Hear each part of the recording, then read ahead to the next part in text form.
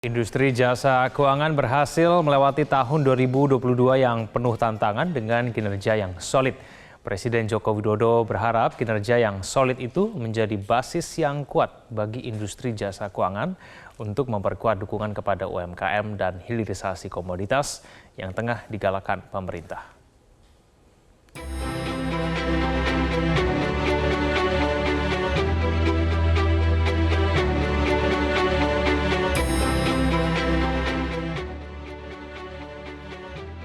Kinerja industri jasa keuangan sangat solid pada tahun 2022.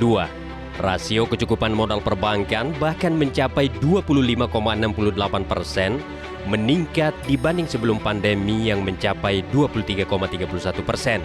Sementara penyaluran kredit tumbuh hingga 11,35% dengan rasio NPL yang rendah yakni sebesar 2,4%.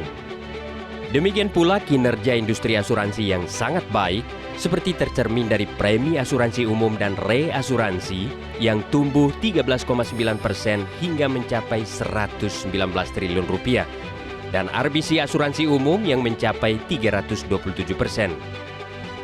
Ketua Dewan Komisioner OJK Mahendra Siregar dalam sambutan pembukaan pertemuan tahunan industri jasa keuangan 2023 menyatakan OJK akan terus memperkuat industri jasa keuangan dengan target pertumbuhan kredit perbankan tahun 2023 sebesar 10-12% dan pertumbuhan dana pihak ketiga sebesar 7-9%.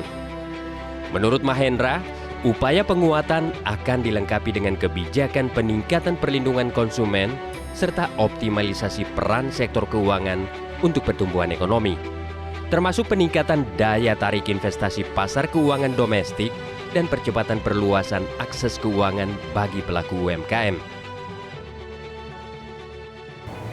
Prioritas kebijakan kedua, menjaga pertumbuhan ekonomi dengan optimalisasi peran sektor keuangan.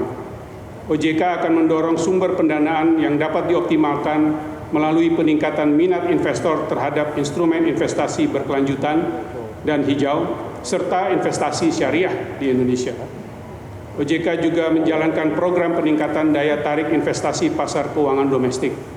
Di antaranya, mendorong terciptanya institusi penyedia likuiditas, pengembangan infrastruktur, dan produk derivatif di Bursa Efek Indonesia, serta mengoptimalkan penerapan prinsip interoperability antar pasar keuangan.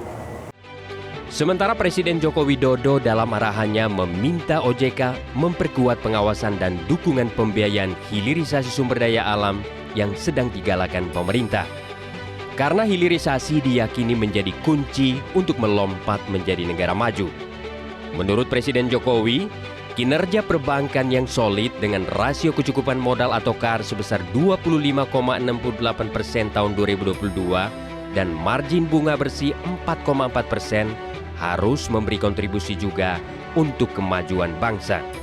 Antara lain dengan memberikan dukungan pendanaan bagi hilirisasi di tanah air dan sektor UMKM. Saya hanya ingin agar dukungan terhadap sektor UMKM itu diberikan perhatian yang lebih. Karena kekuatan kita ada di sini. Jangan dilupakan yang kecil-kecil. Jangan dilupakan yang mikro, yang kecil, yang menengah. Berikan suntikan kepada mereka sebanyak-banyaknya, tentu saja dengan kehati-hatian yang tinggi.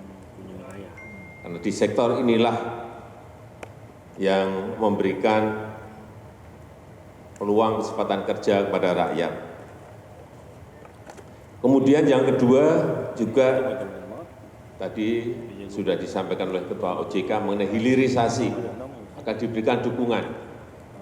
Saya minta betul-betul yang konkret,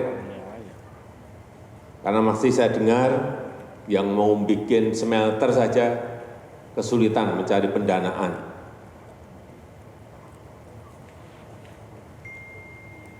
Di dukungan itu betul-betul diberikan, tetapi juga dengan kalkulasi dan kehati-hatian yang tinggi. Karena hilirisasi ini akan menjadi kunci bagi negara kita untuk melompat menjadi negara maju. Untuk meningkatkan perlindungan terhadap konsumen, OJK akan melakukan penyelesaian kasus konsumen keuangan secara cepat dan adil dan akan memberikan efek jera terhadap pelaku pelanggaran dengan pengenaan sanksi keuangan yang berat. OJK bersama kementerian dan lembaga terkait juga akan melakukan pencegahan kerugian masyarakat secara dini melalui penindakan investasi ilegal yang diikuti dengan pembukaan posko pengaduan investasi ilegal di setiap kantor OJK di daerah. Tim Liputan Media Group Network.